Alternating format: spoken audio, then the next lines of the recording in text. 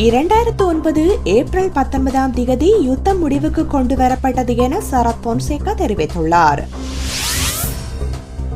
அமெரிக்க ஐரோப்பிய பொருளாதார நிலைமை இலங்கையை பாதிக்கும் என எச்சரிக்கப்பட்டுள்ளது. முஸ்லிம் மக்களின் பிரச்சினைகளுக்கு தீர்வு வழங்கப்படாவிட்டால் பதவி விலகுவேன் என்கிறார் ரிசாத் பதியுதீன்.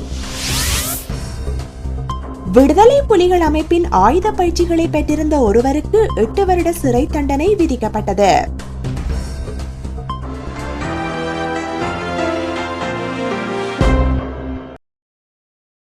தொடர்வது விரிவான செய்திகள்.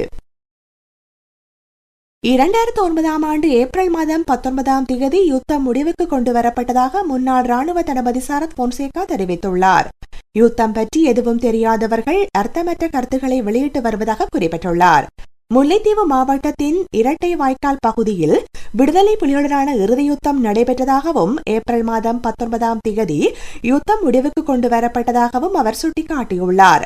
அதன் பின்னர் மே மாதம் 19 வரையில் கேர்னல்கள், லெப்டினன்ட் கேர்னல்கள் தலைமையில் யுத்தம் தொடர்பான சுத்தம் செய்யும் பணிகளே மேற்கொள்ளப்பட்டதாக தெரிவித்துள்ளார். இறுதிக்கட்ட யுத்தத்தின் போது தாம் மேற்கொண்ட சீன விஜயம் தொடர்பில் விமர்சனம் செய்யும் தரப்பினர் யுத்த கள நிலவரங்களை அறியாது குற்றச்சாட்டுகளை முன்வைப்பதாக குறிப்பிட்டுள்ளார். தமிழீழ விடுதலை புலிகள் ராணுவ ரீதியாக பலவீனப்படுத்தப்பட்டு தோற்கடிக்கப்பட்டதன் பின்னரே தாம் சீனாவுக்கு விஜயம் செய்ததாக தெரிவித்துள்ளார். தம்மை தொடர்ச்சியாக விமர்சனம் செய்து வரும் தரப்பினர் ராணுவ தந்திரோபாயங்கள் பற்றி எதுவும் தெரியாதவர்களாகவே கருதப்பட வேண்டும் என குறிப்பிட்டுள்ளார். யுத்த கள நிலவரங்களை கருத்திற்கொண்டு 5 தடவைகள் சீன விஜயத்தை ஒத்தி வைத்ததாக தெரிவித்துள்ளார்.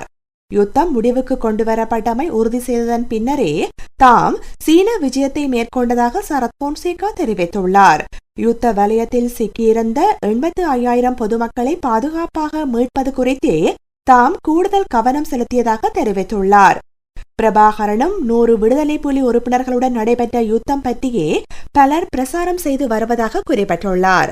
மே மாதம் 17 பிற்பகல் 2 மணியளவில் நந்திக்கடல் பிரதேசத்தில் யுத்தம் நடைபெற்றதாகவும் மே மாதம் 19 காலை 10 மணியளவில் புலிகளின் 30 உறுப்பினர்கள் கொல்லப்பட்டிருந்ததாகவும் தெரிவித்துள்ளார். இந்த சடலங்களில் புலிகளின் தலைவர் வேலுப்பிள்ளை பிரபாகரனின் சடலமும் காணப்பட்டதாக குறிப்பிட்டுள்ளார். மக்களின் போராடும் உரிமைக்கு பிரித்தானியா மதிப்பளிப்பதாக இலங்கைக்கான பிரித்தானிய உயர்ஸ்தானிகர் ஆலய பேச்சாளர் சாராமான் தெரிவித்துள்ளார். அண்மையில் லண்டனுக்கு விஜயம் செய்திருந்த ஜனாதிபதிக்கு எதிராக புலம்பெயர் தமிழர்கள் நடத்திய போராட்டங்கள் குறித்து இலங்கை அரசாங்கம் கடும் விமர்சனங்களை வெளியிட்டிருந்தது. இலங்கை அரசாங்கத்தின் இந்த விமர்சனங்களுக்கு பதிலளிக்கும் வகையில் சாராமான் இதனை சுட்டிக்காட்டியுள்ளார். பிரஜைகள் போராட்டங்களை நடத்துவது தொடர்பான உரிமையை பிரித்தானியா மதிப்பதாக குறிப்பிட்டார். எவ்வாறெனினும் மக்கள் போராட்டங்களை மதிக்கும் அதேவேளை பேச்சு சுதந்திரம் தொடர்பான சமநிலையை பேண வேண்டியது அவசியம் என்பதில் மாற்று கருத்து கிடையாது என சுட்டிக்காட்டியுள்ளார். பொதுநலவாய நாடுகள் வியாபார பேரவையில் ஜனாதிபதி ஆற்ற இருந்த உரை ரத்து செய்யப்பட்டமைக்கும் பிரித்தானிய அரசாங்கத்துக்கும் இடையில் தொடர்பு கிடையாது என தெரிவித்துள்ளார்.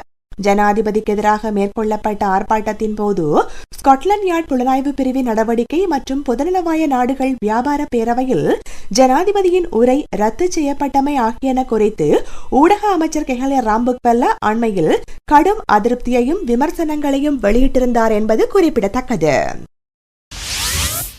அமெரிக்கா மற்றும் ஐரோப்பிய நாடுகளில் ஏற்பட்டுள்ள பொருளாதார நெருக்கடி நிலைமை இலங்கையை பாதிக்கும் என சுட்டிக்காட்டப்பட்டுள்ளது. அமெரிக்கா ஐரோப்பிய பொருளாதாரத்தில் ஏற்பட்டுள்ள மந்த நிலைமை இலங்கையின் பொருளாதார வளர்ச்சியை 6.75% வரையறுக்கும் என தெரிவிக்கப்பட்டுள்ளது. பணவீக்கம் மேலும் உயர்வடையக்கூடும் என சர்வதேச நாணய நிதியத்தின் ஆசிய பசிபிக் பிராந்திய பிரதிபலிப்பாளர் ஜான் நெல்மல் தெரிவித்துள்ளார். இலங்கைக்கு மேலதிகமாக கடன்களையும் தொழில்நுட்ப உதவிகளையும் வழங்க தயார் என அவர் சுட்டிக்காட்டியுள்ளார். ஜேவிபி கட்சிக்குள் ஏற்பட்ட உள் முரண்பாடே துப்பாக்கிச் சூட்டு சம்பவத்துக்கு காரணம் என தேசிய பாதுகாப்பு தொடர்பான ஊடக மத்திய நிலையம் தெரிவித்துள்ளது. கட்டுவான பிரதேசத்தில் ஏற்பட்ட துப்பாக்கிச் சூட்டு சம்பவத்தில் 2 கொல்லப்பட்டனர். சம்பவத்துடன் தொடர்புடைய சந்தேக நபர்கள் தலைமறைவானதாகவும் காவல்துறையினர் விசாரணைகளை ஆரம்பித்துள்ளதாகவும் தேசிய பாதுகாப்பு தொடர்பான ஊடக மத்திய நிலையத்தின் பணிப்பாளர் லக்ஷ்மண் ஹூலுகல்ல தெரிவித்துள்ளார். முஸ்லிம் மக்களின் பிரச்சனைகளுக்கு உரிய தீர்வு வழங்கப்படாவிட்டால் பதவி விலக நேரிடும் என அமைச்சர் ரிசாத் பதியுதீன் எச்சரிக்கை விடுத்துள்ளார். முஸ்லிம் மக்கள் எதிர்நோக்கி வரும் பிரச்சனைகளுக்கு ஜனாதிபதி மஹிந்த ராஜபக்ஷ தீர்வு வழங்க தவறினால் பதவி விலக வேண்டி நேரிடும் என அவர் சுட்டிக்காட்டியுள்ளார். இலங்கையில் முஸ்லிம் மக்கள் எதிர்நோக்கி வரும் பிரச்சனைகளுக்கு தீர்வு வழங்க அமைச்சர்களை கொண்ட குழு ஒன்றை அமைக்குமாறு ஜனாதிபதியிடம் கோரிக்கை விடுத்துள்ளார். முஸ்லிம் மக்கள் துரதிர்ஷ்டவசமாக தற்போது பல்வேறு பிரச்சனைகளை எதிர்நோக்கி வருவதாக தெரிவித்துள்ளார். தம்புள்ள தெகிவள பள்ளிவாசல்களை இடிக்கும் திட்டம் சம்பந்தமான பிரச்சனை நீண்டு செல்வதாகவும் இதுவரையில் அரசாங்கம் காத்திரமான தீர்வு திட்டங்களை முன்வைக்க தவறியதாகவும் அவர் தெரிவித்துள்ளார். எவ்வாறெனினும் அமைச்சர்களை கொண்ட குழு ஒன்றை அமைத்து முஸ்லிம் மக்களின் பிரச்சினைக்கு தீர்வு காணும் திட்டத்தை ஜனாதிபதி ஏற்றுக்கொள்ளவில்லை என அமைச்சர் பதியுதீன் தெரிவித்துள்ளார். பள்ளிவாசல்கள் மற்றும் ஏனைய முஸ்லிம் மத நிறுவனங்கள் மீது தொடர்ச்சியாக தாக்குதல் மேற்கொள்ளப்பட்டு வருகின்றமை வேதனை அளிப்பதாக குறிப்பிட்டுள்ளார்.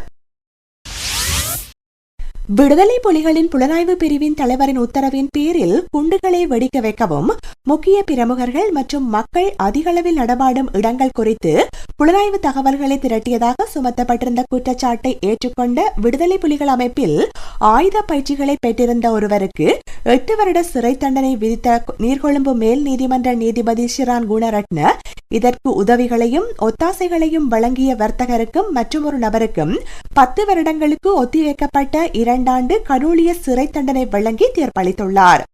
யாழ்ப்பாணம் அச்சுவேலியைச் சேர்ந்த 35 வயதான கதிரமலை சந்திரவேல் என்பவருக்கு 8 ஆண்டு சிறை தண்டனை விதிக்கப்பட்டது. நீர்கொழும்பு முன்னகரை ஸ்ரீவர்தன வீதியைச் சேர்ந்த வர்த்தகரான 44 வயதான சுந்தரலிங்கம் இளஞ்செழியன், களுவாஞ்சிக்குடி பெரிய போரதீவைச் சேர்ந்த 57 வயதான தம்பிராசா சிவலிங்கம் ஆகியோருக்கு ஒத்திவைக்கப்பட்ட 2 ஆண்டு கடூழிய சிறை தண்டனை விதிக்கப்பட்டுள்ளது. இவர்கள் நீர்கொழும்பு பிரதேசத்தில் 2005 ஆண்டு மே மாதம் 30ஆம் தேதி முதல் 2008 ஆண்டு செப்டம்பர் 30ஆம் தேதி வரையான காலப்பகுதியில் நீர்கொழும்பில் முக்கிய பிரமுகர்கள் பொதுமக்கள் அதிகளவில் நடமாடும் இடங்கள் குறித்த தகவல்களை விடுதலை புலிகளுக்கு அறிவிக்கவும் உதவிகளை வழங்கியதாக குற்றம் சுமத்தப்பட்டிருந்தது. இவர்கள் 4 வருடங்களுக்கு மேல் விளக்கமறியலில் வைக்கப்பட்டிருந்தனர். உலக சந்தையில் ஐக்கிய தேசிய கட்சி சொருகியிருந்த பிளாக்கை கலற்றிவிட்டு பொருட்களின் விலைகளை குறைத்து மக்களுக்கு நிவாரணங்களை வழங்கப் போவதாக கூறிய அரசாங்கம் உலக சந்தையில் பல பிளக்குகளை சொருகிவிட்டு மக்களுக்கு மின்சாரத்தை பாய்ச்சியுள்ளதாக ஐக்கிய தேசிய கட்சி நாடாளுமன்ற உறுப்பினர் ரவி கருணாநாயக்க தெரிவித்துள்ளார். கொழும்பில் நேற்று நடைபெற்ற ஊடகவியலாளர் சந்திப்பில் இதனை குறிப்பிட்டுள்ளார். எரிபொருட்களின் விலைகளை குறைத்தால் போக்குவரத்து கட்டணங்கள், பொருட்கள் மற்றும் சேவைகளின் கட்டணங்கள் குறையக்கூடும் என செய்தியாளர் சந்திப்புகளில் அரசாங்கத்தின் அமைச்சர்கள் கூறி வருகின்றனர். மக்களை ஏமாற்றுவதற்காக அமைச்சர்கள் மேற்கொண்டு வரும் இந்த போதனைகளை வன்மையாக கண்டிப்பதாகவும் அவர் தெரிவித்துள்ளார். நாட்டின் பிரச்சனைகளை தீர்க்க முடியாத ஊழல் மற்றும் அடக்குமுறைகளை கொண்டுள்ள இந்த அரசாங்கம் உலகில் வேறு நாடுகளில் இருக்கும் பிரச்சனைகளை பற்றி பேசுவது கேலிக்குரியது எனவும் ரவி கருணாநாயக்க தெரிவித்துள்ளார். போதைப் பொருள் பாதாள உலக செயற்பாடுகளை ஒழிக்க காவல்துறையினர், பாதுகாப்பு தரப்பினர் அர்ப்பணிப்புடன் செயற்பட்டு வருவதாக பாதுகாப்பு செயலாளர் கோதபாய ராஜபக்ஷ தெரிவித்துள்ளார். இதற்கு பொதுமக்கள் உதவி வழங்க வேண்டுமெனவும் அவர் கோரியுள்ளார். நகரத்தை அலங்கரிக்க பெருமளவில் பணத்தை செலவிட்டு வீதிகள், கால்வாய்கள், நடைபாதைகள் உட்பட நகரத்தை அலங்கரிக்கும் பல்வேறு பணிகளை மேற்கொண்டாலும் நகரில் போதைப்பொருள் பாவனையும் பாதாள உலக செயற்பாடுகளும் இருந்தால் அதில் பிரயோசனம் இல்லை எனவும் பாதுகாப்பு செயலாளர் கூறியுள்ளார்.